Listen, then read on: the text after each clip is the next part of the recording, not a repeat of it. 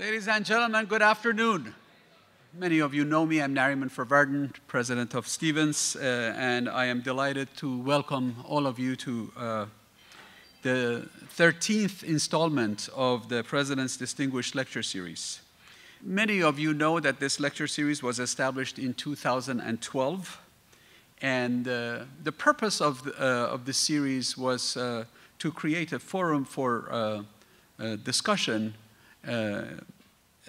at the interface between technical, scientific, and engineering advancements and developments and their influence on our society. This has become an opportunity for discussion and debate, largely presented by people who are innovators and pioneers in a variety of extremely interesting fields that are actually shaping the 21st century. They are increasing our knowledge level and sparking our interest in a number of interesting fields that are having a significant influence in the way we and our children will conduct their lives.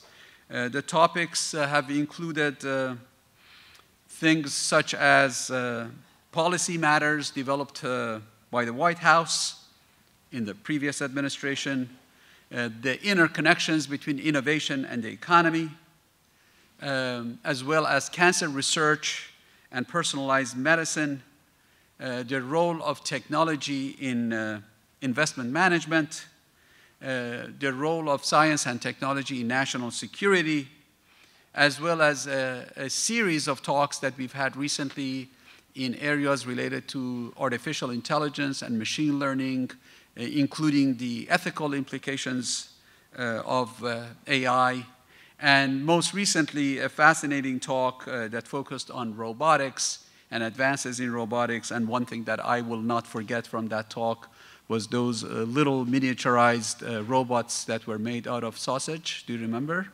That you could swallow, it could travel inside your stomach, fix all kinds of things, and then you can actually enjoy the rest of the sausage. We've been especially fortunate to have hosted some extremely influential scientists, technologies, and policymakers, business leaders. This lecture series started with the inaugural speech by Mr. Norm Augustine, former CEO of Lockheed Martin, but has also included such dignitaries as Dr. John Holdren, President Obama's Assistant for Science and Technology and Director of the Office of Science and Technology Policy, Dr. John Deutsch, former Director of the CIA and Institute Professor at MIT, that gave a fascinating talk on fracking technologies, if you remember. Dr. Craig Barrett, former President CEO of Intel. Dr. Harold Varmus, Nobel laureate and former director of the National Institutes of Health. Ms. Sharmin Mossavar-Rahmani, Chief Investment Officer at Goldman Sachs. General Michael Hayden, former director of the CIA and the former director of the NSA. Dr. Curtis Carlson, former president and CEO of SRI International. Dr. Peter Norvig, director of research at Google. Dr. Oren Etzioni, CEO of the Allen Institute for Artificial Intelligence. Dr. Tom Mitchell, professor of artificial intelligence at Carnegie Mellon University, and most recently, Dr. Daniela Russ, Director of the Computer Science and Artificial Intelligence Laboratory at MIT. So we have had 12 rock stars, and I'm delighted to introduce the 13th one today. So as I mentioned today we have the 13th installment of the President's Distinguished Lecture Series, and I'm absolutely delighted to welcome Mr. Bruce March, who joins us for an insightful look at the dual energy challenge. And the duality here has to do with how to provide energy to meet the need of our people while managing the risk of climate change. That's a very interesting dilemma that needs to be resolved. Mr. March is president of ExxonMobil Research and Engineering Company with responsibility for overseeing more than 3,000 engineers and scientists. With research and engineering centers in North America, in Europe, and in Asia, ExxonMobil is actively engaged in long-term breakthrough research and the execution of major capital projects and engineering programs that continuously improve the safety, efficiency, and productivity of ExxonMobil's manufacturing operation. Mr. Bruce March is a graduate of the Rochester Institute of Technology, and he's currently located in Houston, Texas. May I ask you to please join me in welcoming Mr. March.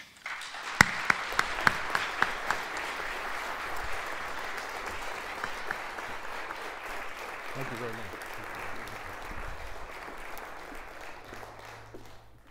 Well, thank you, President Farvardin, and distinguished faculty, alumni, guests, and students. I'm deeply, deeply honored to be with you today and really humbled to receive Stevens Institute of Technology's President's Medal later on.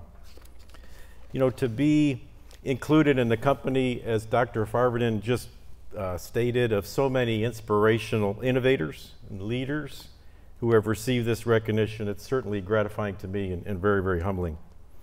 And any acceptance within ExxonMobil, it's important to note that we do this on behalf of all of my outstanding colleagues at ExxonMobil Research and Engineering, a number that are here today, and alumni of ExxonMobil Research and Engineering, as well as ExxonMobil's 75,000 employees all across the world. So we're grateful for your honoring us today. And the opportunity to speak today with you is also very rewarding because, without a doubt, Stevens is one of the premier research, engineering, and technology universities in the United States. In fact, there's a unique and very long and productive partnership that my company, ExxonMobil Research and Engineering, has with the Stevens Institute.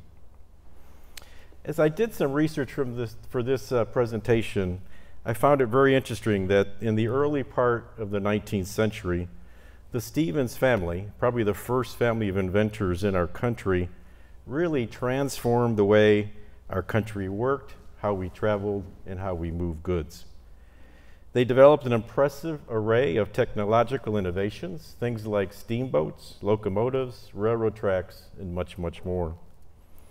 In fact, Colonel John Stevens, the father of the Institute's benefactor, Edwin Stevens, was even awarded one of the very first ever patents from the U.S. Patent Office. That was way back in 1791 for a new steam boiler.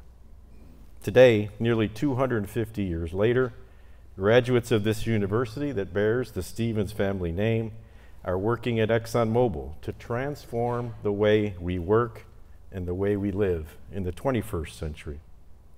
In fact, I've had the privilege of working for and with a number of Stevens graduates in recent years, and I'm continually impressed by their creativity, their ingenuity, and their passion for science, their passion for research, attributes and skills that were shaped by this university and its outstanding professors and programs. Let's give them a round of applause for the work they do.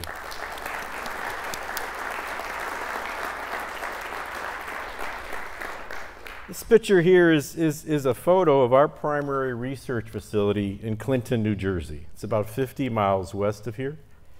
And we are working to unlock the solutions to the world's energy future. We have roughly 300 PhDs, over 400 labs, 90 pilot plants on about 800 acres that you see here. And we continue to build on ExxonMobil's long, long history of innovation and technological advancement. Just like the Stevens family, who looked at their rapidly changing world and saw how new ideas could drive industry and the progress of human life, we too see a world that needs innovation. And for us, the central question is this: how can we meet the growing needs of an expanding global population that wants to live a better quality of life, but do so in an environmentally responsible manner?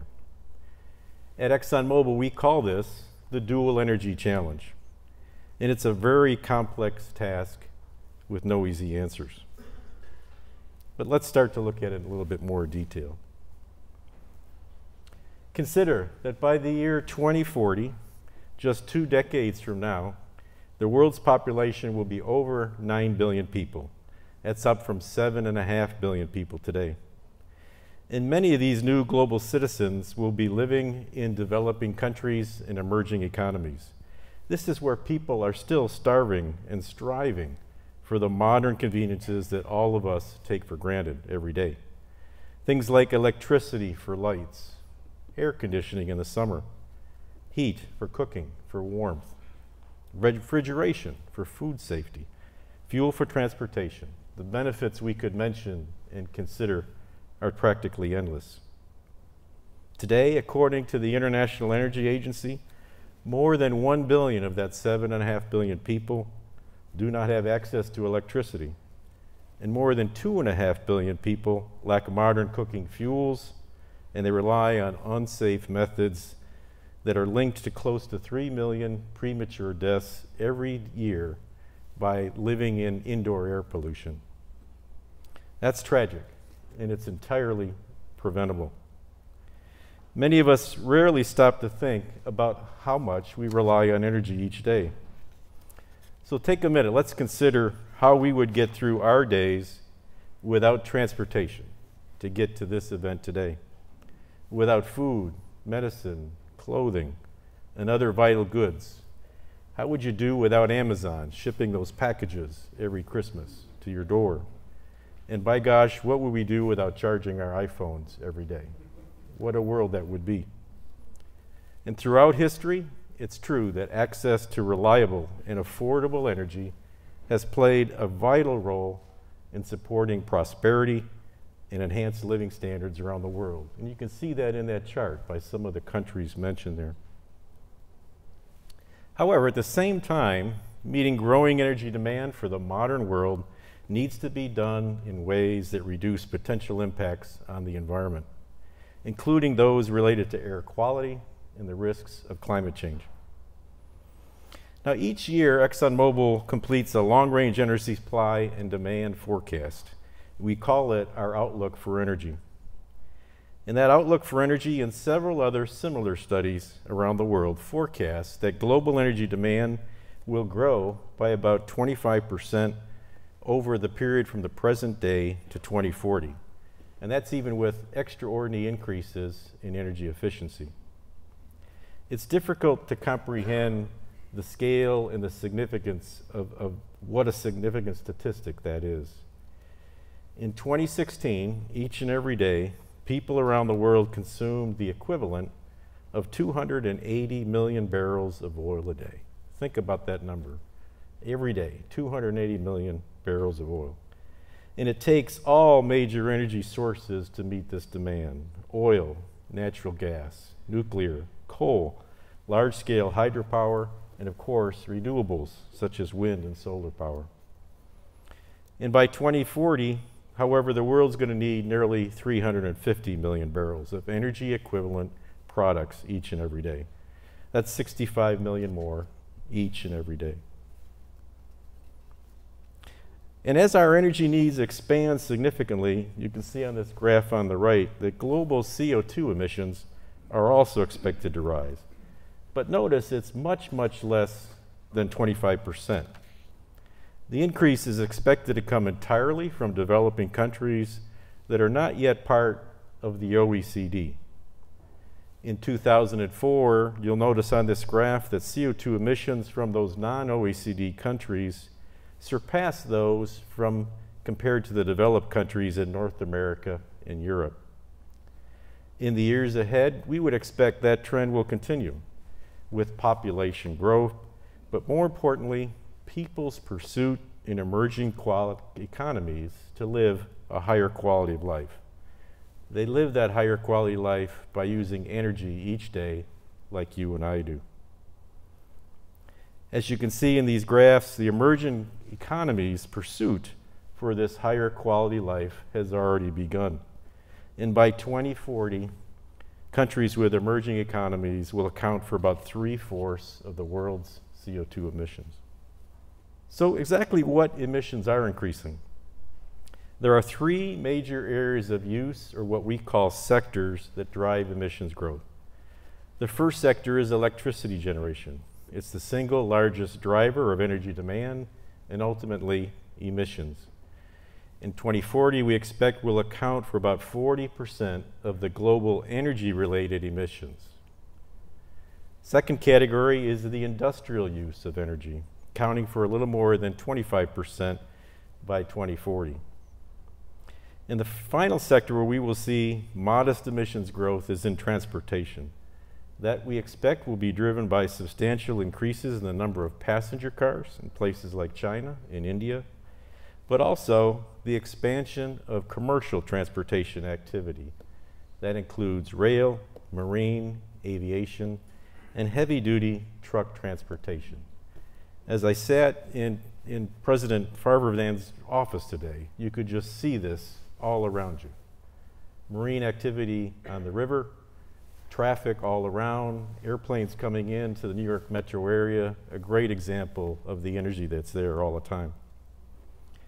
In terms of transportation, though, it's quite important to note that the light-duty transportation, or personal vehicles, makes up only about 40% of the demand for all transportation liquid fuels. Now, given these realities, our dual challenge is clear.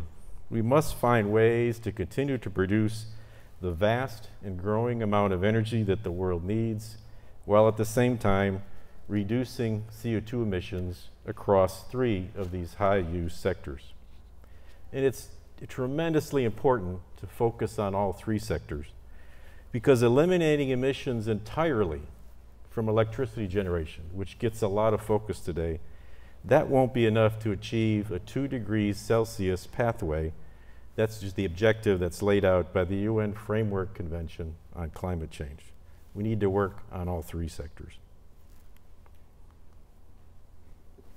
So this chart helps provide some context for the projected progress of CO2 emissions, and it's based on, again, our 2018 outlook for energy. You can see on this chart, from 1980 to 2015, efficiency improvements were our primary way that we reduced the growth in energy CO2 emissions. You can see how that energy efficiency came down that vertical axis. And despite the gains that we achieved in efficiency over 35 years, total emissions from energy-related sources still rose from about 18 billion tons in 1980 to about 33 billion tons in 2015. That was all due to population growth and, of course, increasing modernization in the developing world. From 2015 to 2040, after again a doubling of energy efficiency and faster growth in renewable electricity generation with its decarbonization effect, will help slow global energy-related CO2 emissions to the fact that the world expects that they will likely peak before 2040. Now, this purple line illustrates a range of 2040 performance levels that reflect combinations of energy efficiency improvements and/or decarbonization improvements that, if reached by 2040, would indicate that we would be on a 2 degrees C pathway. So even with significant progress from today to 2040, and it's important to note that the world's been making progress all along, we and several other studies forecast that we still have a significant gap to reach the potential 2 degrees C pathway. And you can see that gap from 2040 to the purple line. In other words, we still need to move closer to this line on the chart and still need to reduce the carbon content of fuels and increase our efficiency. Note the indicator to the right-hand side of a doubling of low greenhouse gas electricity. We'll look next at the investments that are needed to achieve this. I think you can see the magnitude of the challenge here. The table on the right shows the investment scenarios needed in the electricity generation sector to meet a total emissions reduction of 50%. And you can see by comparing the middle column with the right-hand column that it indicates the scale and also the change of pace needed when using just solely existing technologies. Important area of focus also is to identify practical and cost-effective solutions to reduce emissions. These costs can vary quite substantially, as the chart of mitigation shows. And that's why it's important to identify the most practical and cost-effective solutions. We find that markets are very, very helpful.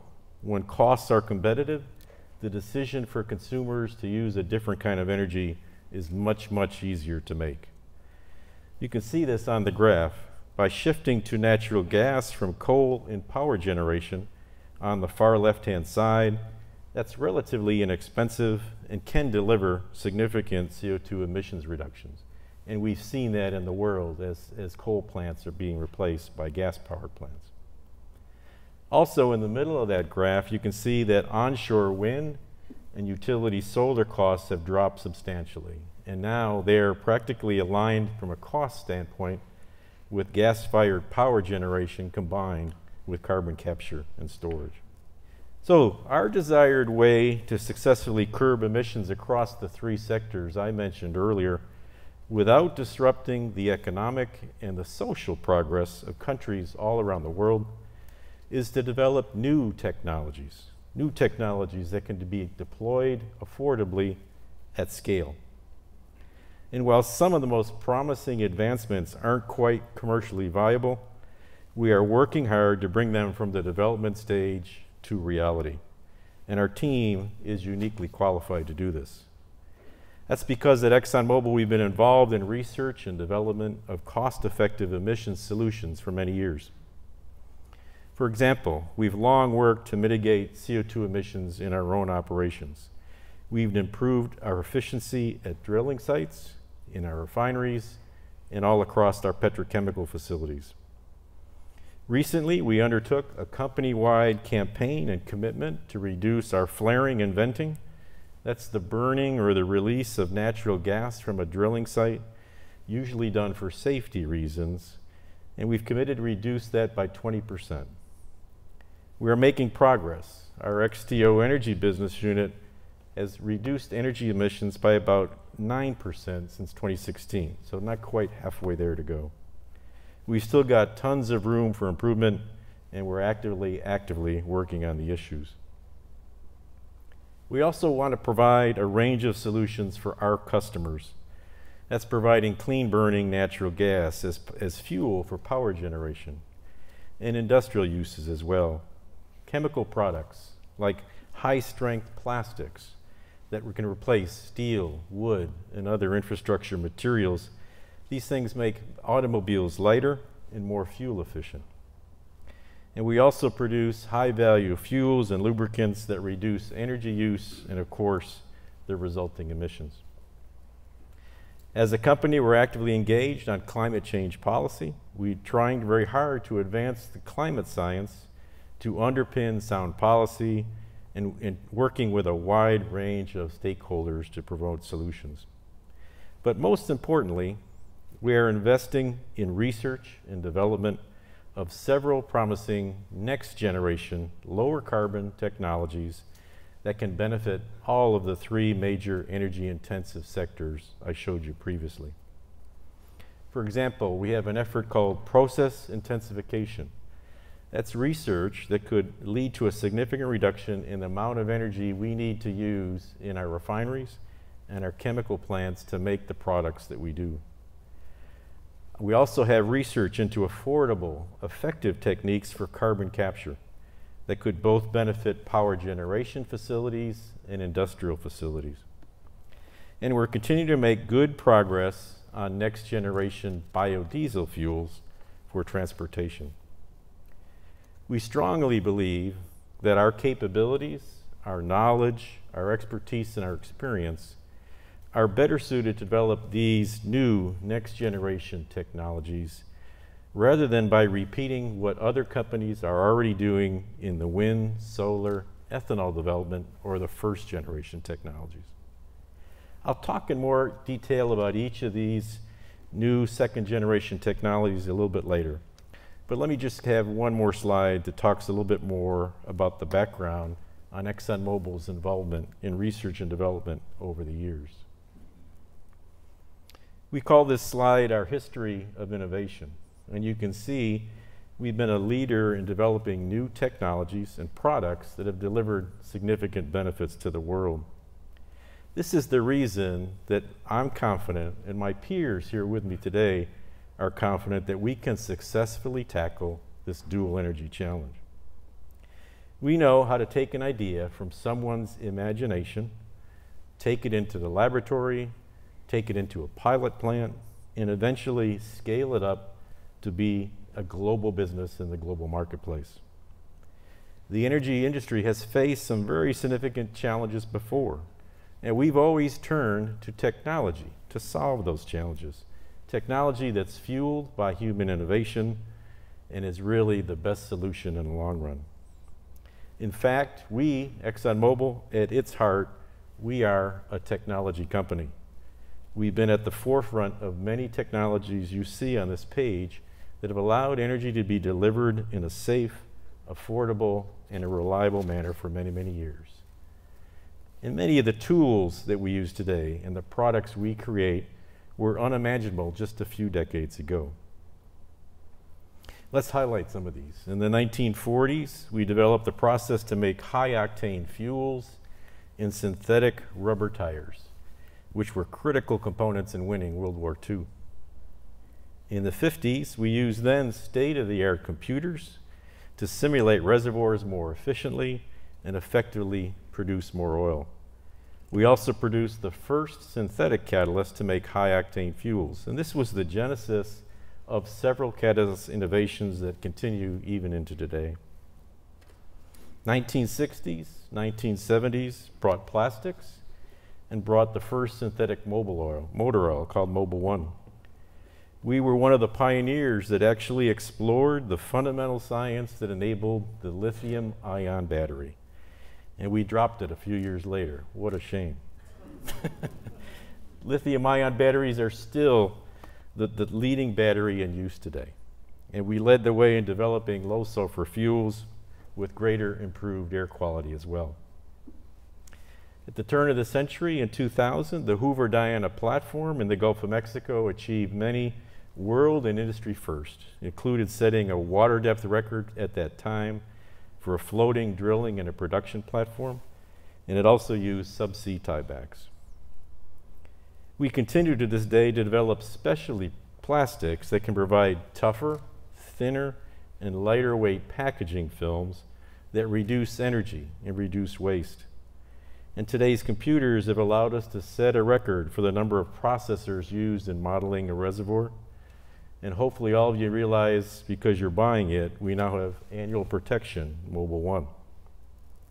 These are some examples of some of the breakthroughs that our internal research and development has created over the years. In short, science, engineering, and research underpin everything we do and everything we've done. And our business thrives thanks mainly to the innovation and ingenuity of our people. And many of these are Stevens Institute of Technology people. This is a slide of our R&D operations and how we will progress the technologies I mentioned earlier and we'll cover in a little more detail. This chart is an interesting chart because it shows how our research organization is structured.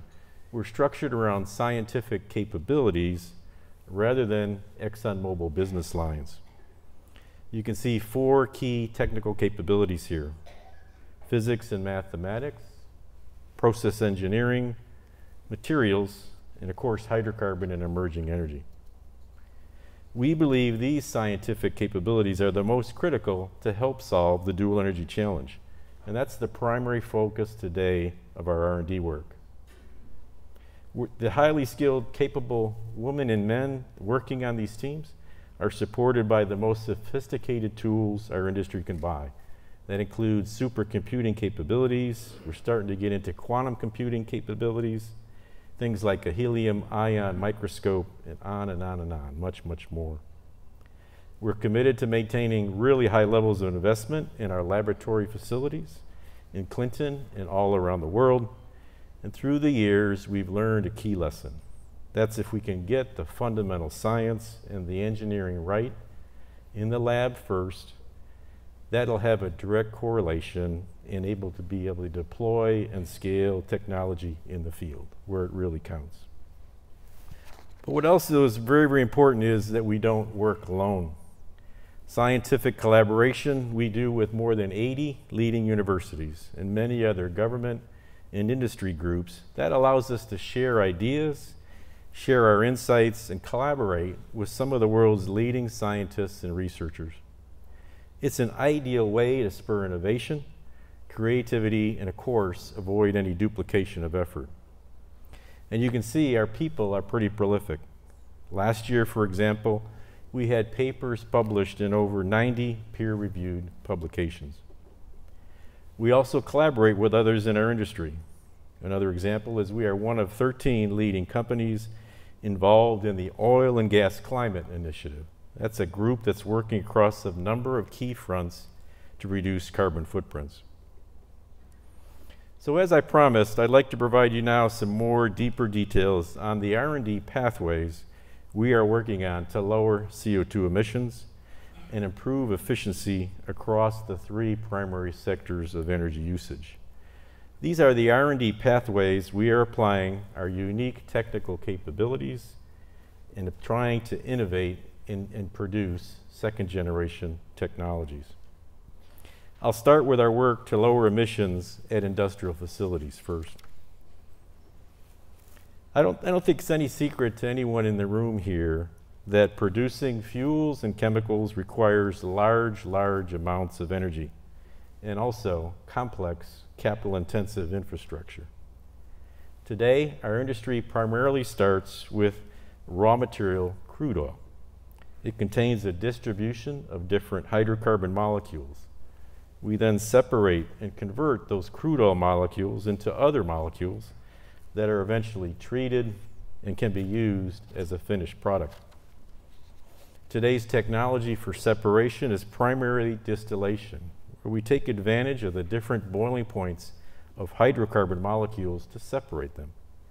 Distillation includes a lot of heating up, cooling down, heating up, cooling down, sometimes under very high pressures. All of that heating up, cooling down, and pressuring molecules uses a considerable amount of energy. The conversion of different types of hydrocarbons also uses high pressures and high temperatures, combined with catalysts and unique process configurations that are energy intensive. So to lower industrial emissions, we must increase the efficiency of those basic separation and conversion processes. To put it as simply as I can, we need to take the energy out of making energy. And that's what we're working to do. So this slide, with the figures at the bottom, depicts producing natural gas or ethane, performing some chemical conversions using novel materials in new novel reactors where we're going to build up methane into larger molecules.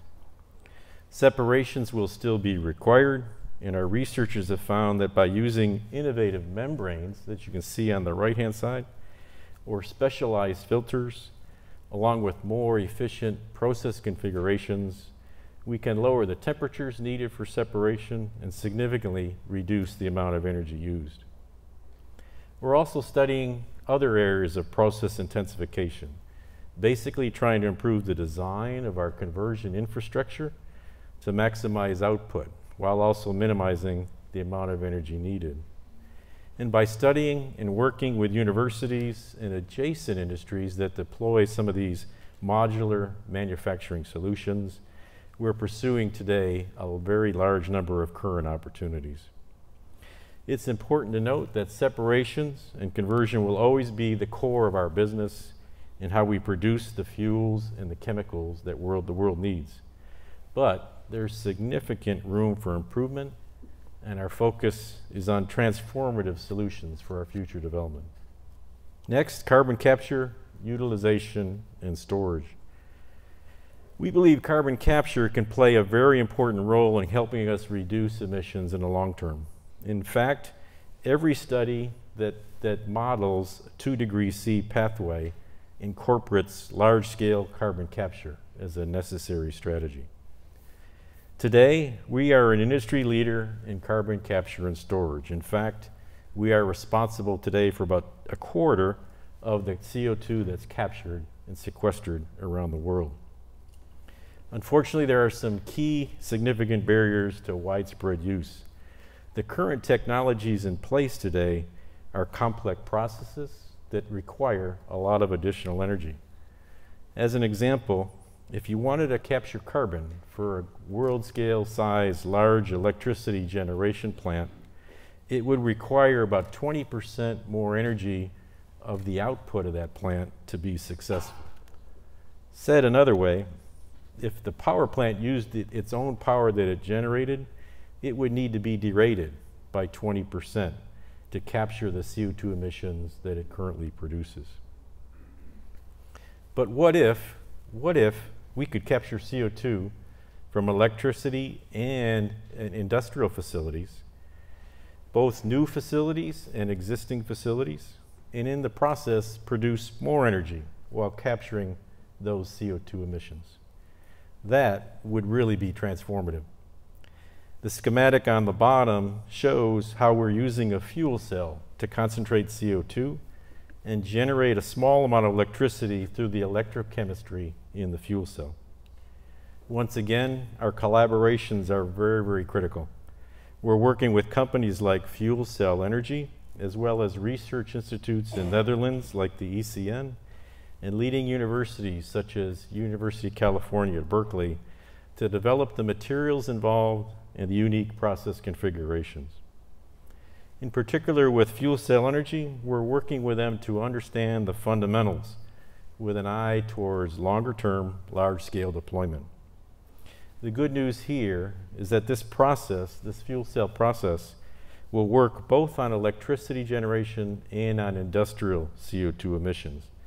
That means we've got a portfolio of options to progress our first commercial scale where we will test the fuel cell technology in a commercial plant. And we plan to do that in the next couple of years.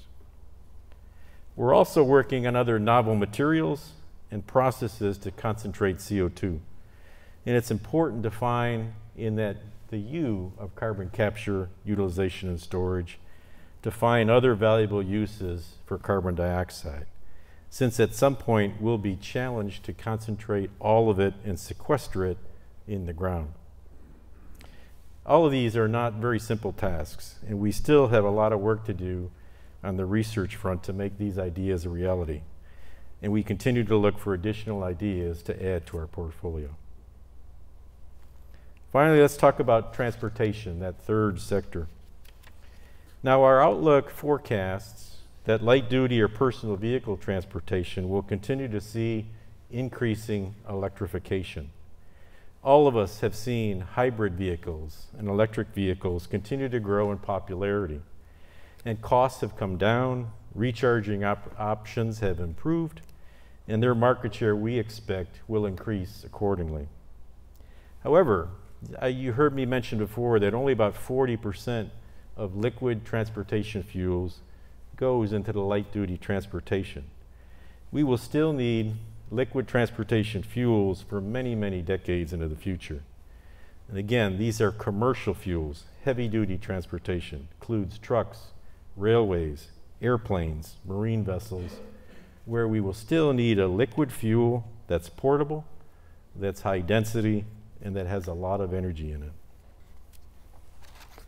Biofuels have the potential to provide energy density required for commercial transportation. And our challenge today is to improve on these current technologies to be able to scale up biofuels to be more reliable, affordable, and sustainable that can meet future demands. Today, biofuels are primarily ethanol. It's largely made from food sources such as corn or sugarcane, and that limits their overall scalability. We believe that in order to achieve large scale, biofuels should not have to compete with food source crops for water, for land, or for other resources. Our work is focused primarily on next generation biodiesel fuels that are either based from algae or from cellulosic materials, plant materials. Algae has multiple benefits here. They're fast growing, they actually thrive in brackish water, they absorb CO2, and they're a good fit from the lipids or the fat that they produce to drop into today's commercial fuel infrastructure. And biomass from crop residue, things like stalks, leaves, and husks left over from the production of corn, is also a very promising source in cellulosic biodiesel. Again, we're working with leading universities and companies like Synthetic Genomics, the Renewable Energy Group, and Clariant, making great progress in both algae-based and cellulosic biodiesels. We're really excited about the progress being made for both of these biodiesel technologies. Fundamentals are driving our research, and this recent progress in both technologies is driving our enthusiasm. We set an aggressive target to have the technical capability to produce 10,000 barrels per day of algae biodiesel by 2025. Being able to produce these larger quantities affordably and sustainably at scale is still likely a couple decades away. But recent results give us reason to believe that biofuels have a future in our energy mix. So at ExxonMobil, we don't believe that economic growth and environmental protection have to be mutually exclusive. We believe that we will need to find, produce, and deliver reliable, affordable sources of energy that the world will need, and do so while producing significantly less emissions. What it will take, however, is human ingenuity, new ideas, new ways of thinking, powered by technology, by research, by development, ideas that can transform our energy mix and ensure that people all around the world have access to the prosperity and the benefits of energy that support modern life. And it will also take significant collaboration between industry, academia, and others with valuable knowledge, valuable capabilities to develop the technology solutions to the issues we face today. So in closing, I want to issue a dual challenge of my own to all of you that are here today. Too often we think of technology and innovation in terms like, what's that new app that I want to download to my phone? There are more challenging technology and innovation challenges out there. These are very real, very significant challenges that are being waited to be solved by people with scientific and engineering rigor and a passion to help change the world, just as the Stevens family did so many years ago. Our industry is hungry for these kind of people who can think critically about the growing need for affordable, reliable energy, all forms of energy, and be creative in developing solutions on how to produce them. People who aren't afraid to roll up their sleeves, put in the hard work to find ways to meet the world's energy needs, while at the same time reducing emissions. Our team is pioneering new technologies and processes that will deliver tangible, much needed benefits for our world and for our planet. And as I said earlier, some of those individuals got their start right here. The education and the experience that you provide here at Stevens Institute, that and the students in the audience are fortunate to receive, is vitally important to my company, to ExxonMobil, and to our entire industry and the world. If you really want to change the world as a professor, a graduate student, or a student, join the effort to solve the dual energy challenge. There are billions of people around the world, as I mentioned earlier, that really need our help. And if you have other dreams or other aspirations, by all means, reach for the stars. I wish you much success, although I'm pretty confident that you'll do great, because Stevens people have a long tradition of making a real difference, no matter what their passion is. But by the next time you see, you hear, or read a discussion about energy and climate change, that's likely to be pretty soon, the way the world works today. I challenge you to remember at least some of what I've shared with you today and recognize that the energy industry understands the issues at stake and we are committed to find solutions. Again, thank you so much, President Farverdin, and thank you to everyone here at the Stevens Institute of Technology.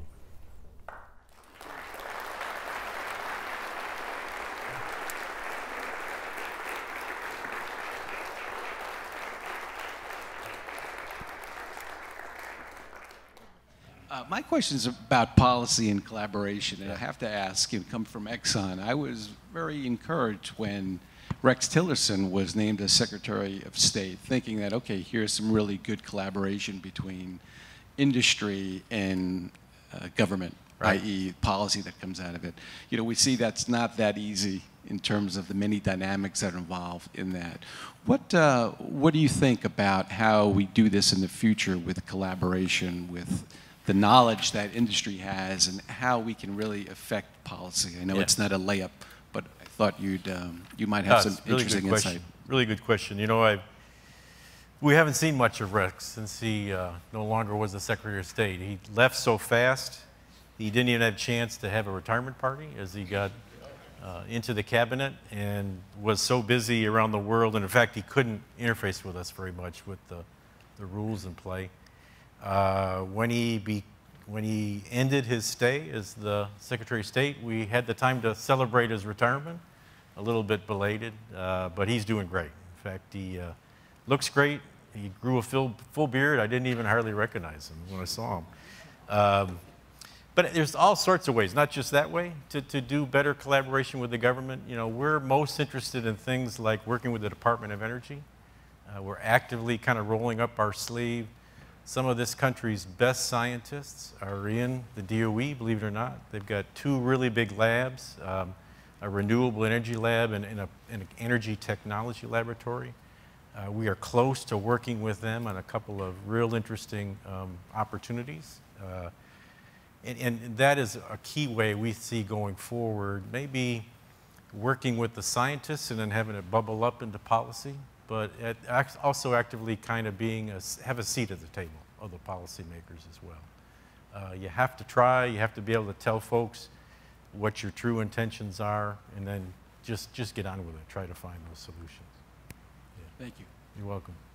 How great of a demand or push from international government agencies would you say is towards specifically carbon capture and sequestration, or carbon capture and reuse? How much, I'm saying this because I have an idea myself, and I tried to push it within my company, and they said, well, we're not seeing a lot of pushback. So it seems to be sort of, there was a big pushback in 2008 when I first started, and that CCS initiative has seemed to kind of receding in a couple of years. Do you expect it to sort of increase, especially now that there's more political pressure on decarbonization, or what do you think the future of that particular aspect of decarbonization? Yeah, it's a really good question, and you're exactly right. Probably a decade ago, there was a big push at technology development and kind of getting on with it. As I mentioned earlier, the big barrier here is the cost to instill the current technologies. You know, when you consider private industry, electricity mostly privatized, or it's trending that way for sure. A bit of an uncertain cost forecast. There's no price on carbon in much of the world today. Very costly. If you had to derate your biggest capital investment by 20% to capture that carbon and your existing fleet of power generation, it's a big ask. Frankly, there hasn't been a real clear cost signal on how to do that, how to go about it. You can see the technology we've been working on is to try to break the back of that main cost issue. It'd still be a capital investment, but if you can produce power at the same time, we think that's exciting and it's transformative. We've had some discussions with the DOE, and you've probably read some things recently that they're getting more of an interest. They've just granted a couple of companies about $30 million to do research that was recently announced. This is going to come back because all of the really good climate modeling work that's been done, we talk about the Stanford 27 pathways, 27 independent pathways to get to a 2°C world, all call for large-scale carbon capture, utilization will be a real key. If you think about generating electricity in Minnesota and having geological formations to store it in, there's not much oil and gas that's been produced up that way. The cost prohibitiveness of transporting CO2 all the way down to where oil and gas is produced. Oh, and that compounds too, right? Because yes. Because now you have to hold it. Exactly. And you're not holding it for any particular, like gas, you store it and then you're going to sell it later, but now. Yeah, so we've got to find out new utilization, new uses for CO2 as well. And a lot of research is going into that. So we think if we can get the cost down and not have it a prohibitive penalty to install, along with some more usage for CO2, which will take some time, that'll get things moving, we believe. Yeah. Thank you very much. You're welcome. How do you deal with your balance between what you need to do in order to influence the Department of Energy and other related departments relative to all of the other nonsense that goes on? You know, you have to be consistent and continuous. We try to communicate, work with them, educate them on our business, why some things are easier to do, why some things, particularly market-based opportunities, will naturally happen faster than policy-based things. And you know, when an administration changes, whether that's every 4 years or 8 years, you just got to start all over again, literally, and keep working with those same institutions. We find that working with universities, with academia, places like Stevens, is a bit of the baseline controls or collaboration that helps. You know, many times private industry, private companies can come in and out of favor with certain governments in certain areas of the world, and if we collaborate more broadly and network more broadly, we think we'll have greater success in the long run. But you really have to just stay with it at the end of the day. And you have to stay with it. You can't leave the space. No, you cannot.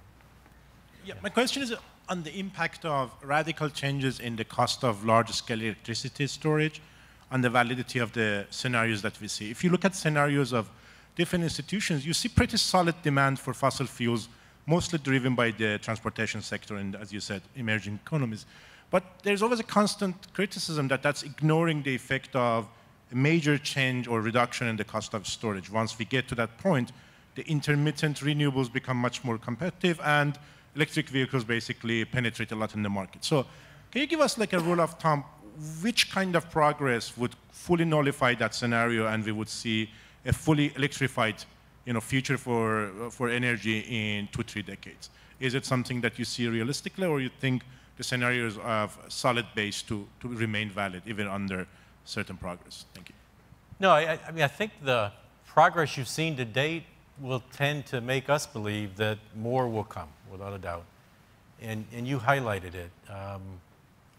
In all honesty, for an energy company, it's sometimes hard for me to get my head around investing in something that only works part of the day, right? Solar and wind doesn't work all the time. It's energy intensive. I struggle with that. But it is one of the good low carbon, no carbon sources for energy, so certainly can't ignore it. Where the wind blows and where the sun shines the most is where the investments have been made to date. They're primarily in the United States, along that southern corridor, kind of Southern California all the way through to Florida. That's where the costs are cheapest because the sunshine is the greatest. Same with wind, although that's a little bit more dispersed around the country. The big challenge for that to be a bigger percent of the base load is simply how you store it when the energy is not working. And big-time batteries with very fast discharge rates are needed. Progress is being made. My company's not involved in that. You know, we're concentrating on these other technologies, but we follow it, we track it, and we believe that there's a good chance that it'll be successful. And I think then you will see a certain point more growth. Today, solar, wind in U.S. is, I don't know this, I wish I knew the number exactly, but it's something like 10, 12% of the power baseline. That can likely grow considerably in the future. at some point in time, the whole grid and the management of the grid, when it gets to be kind of 50, 60%, will be a big time challenge. I've read about it. I don't profess to know all the details myself, but I think you could see the growth, particularly with cost-effective storage of electricity, which is a real challenge today. Hi. Clifford Krauss reported in the New York Times last weekend that Royal Dutch Shell and BP are linking compensation to emissions reductions. Yes. And I'm wondering if you see that as an effective strategy, and if so, would you consider adopting it at ExxonMobil? Thank you. Yeah, you know, I guess all of our, it's hard for me to talk about Shell's and Total's and my competitors' compensation scheme for executives. Mostly because I don't know anything about it, to be honest with you. What I do know is in ours, we look for what we believe is balance on the objectives and what our shareholders are demanding from us. So there are all sorts of things in there around, as you would expect, earnings, return on investment, how effectively we keep our employees safe around the world, the contractors that work in our facility. And in general, we tend to have a category that lumps together a lot of social issues, climate being one. So we have not yet called out exactly progress on any kind of climate change initiatives. It's included in what the board compensation company looks at. We just have not taken the step that Shell and others have to be more specific and direct on what that is. Yeah. I really can't tell you if it works for them or not, because I don't know enough about everything that they've got on the go in terms of why they chose to do that. But I'm sure they gave it very conscious thought before they put it in place. I want to just ask you two questions. First, is Research and Engineering Company on your invitation? Is that a separate company from ExxonMobil? It's one of the operating companies of ExxonMobil, yes. So like it's a wholly owned subsidiary of Mobil? Yes. My other question is, I know you've been going over a certain number of metrics today, and do you have any idea if you started with a point where, you know, a fixed point of what Exxon has been emitting into the atmosphere, let's say 10 years ago? Right. How much of a percentage or actual number of reduction has occurred with the application of your alternative energy programs and research? Yeah. Nothing yet for the new alternative energy, because they're still really in a technology development phase where they're either in the R&D phase or we're soon, carbon capture, we're soon to do our first commercial demonstration of it. But the numbers are this, you know, as a corporation, let me start with the world to give you the context here. Energy-related CO2 emissions are around 35 to 40 billion tons, gigatons a year. Now, if you add in all the CO2, you add in another third to that. This is building use, and this is agriculture. Little known fact, and it's kind of a fun fact, if the cows of the world were a country, they'd be the third largest emitter of CO2. Yeah. No, it's an interesting fact. China would be first, United States second, and all the cows of the world, if they were a country, would be the third largest emitter. And they make up, for CO2 emissions, a third of what the energy-related CO2 emissions are. I share this with you not to make fun of it. What I share with you is how important it is to not forget that and to try to come up with something that works on that too. You just can't work on one of these thirds. You got to work on all of it in the long run. And Bill Gates is a big, big leader here. You can read a lot of good talks that he's given. It's really about how does the world eat something different than beef or eat more of a synthetic beef. Now, all of us probably either like that a lot or don't like it at all, but that's kind of what he's been talking about recently. So call it 35 billion tons that energy related. Our company, ExxonMobil, pretty flat in the last 10 years. We're at about 120 million tons a year. That's a little over 3% of the energy related emissions. A lot of people believe we're a much bigger percent. It shows you just the scale of the energy world. We're the biggest company, but we're only 3% when it comes to emissions. And we're actually 3% when it comes to just about every metric. Crude oil production, products that are sold, et cetera, et cetera. The growth of the national oil company, Saudi Aramco, Qatar Petroleum, all of those, in China as well, those are much, much bigger than ExxonMobil today. Yeah. Thank you for bringing the topic that Exxon is working on, bio-based energy, like algae. One big challenge in that industry is economic viability because of the technology. And we know that even from few decades from now, we need high incentive to make it commercially, useful, right? Right. So as a profit-driven organization, what is Exxon's idea to, incorporate that high incentive to make this bio-based energy in a, more incorporated in the, public sector? And just for additional note that Stevens, we are working also with algae-based bio, energy.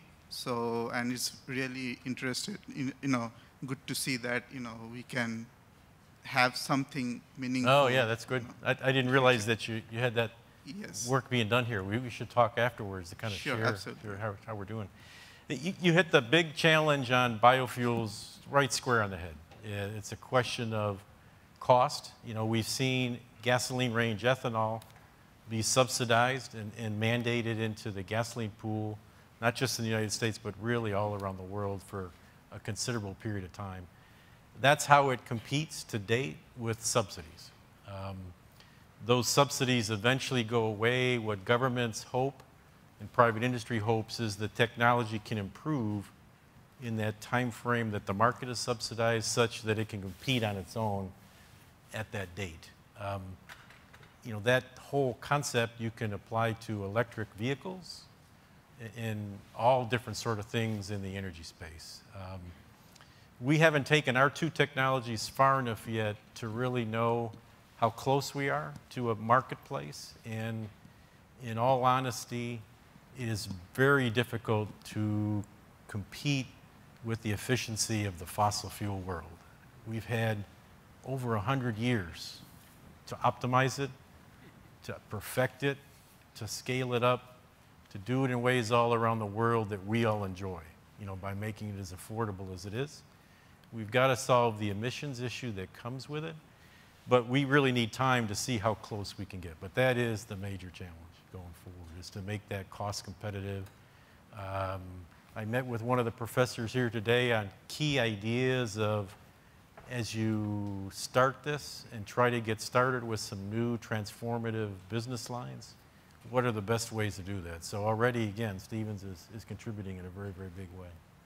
That's the key challenge. Yeah, I can definitely tell you we're a ways away from a break even on that. Yeah. Thank you very much, Mr. March.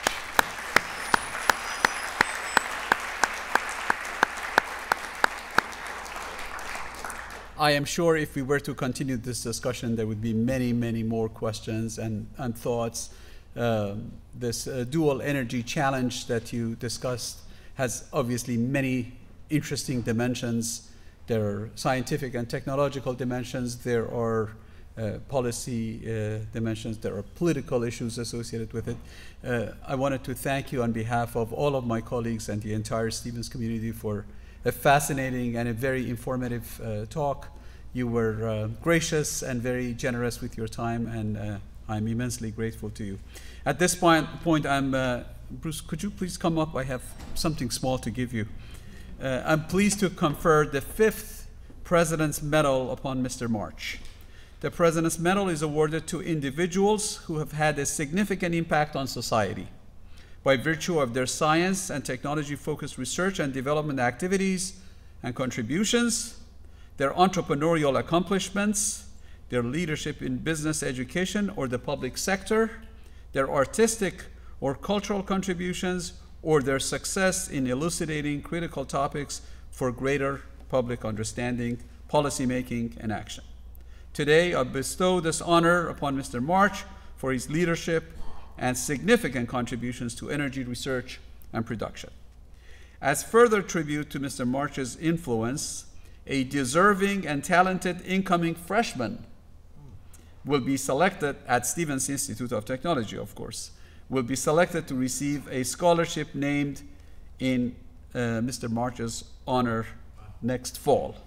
So with that, let me find my appropriate box and the President's medal. And may I ask you to come here? I think somebody is going to take a photo as I could look that way. This looks beautiful on you. Congratulations. Yeah, and thank you very, very much.